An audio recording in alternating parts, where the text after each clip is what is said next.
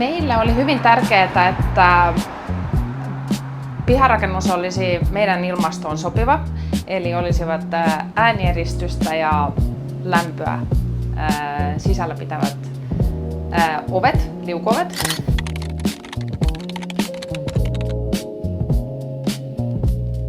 Meidän vieraat on tykännyt siitä, että tämä piharakennus on siis todella avara, lämmin.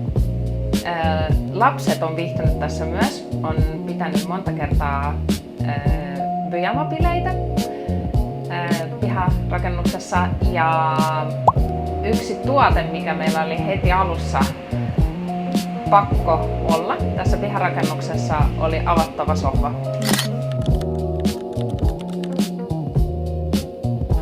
Meillä oli hyvin tärkeää, että piharakennus olisi meidän ilmastoon sopiva, eli olisivat äänieristystä ja lämpöä sisällä pitävät ovet, liukuovet. Ja myös se, että olisi helposti itse rakennettavissa ja heti saatavilla kotisivulla.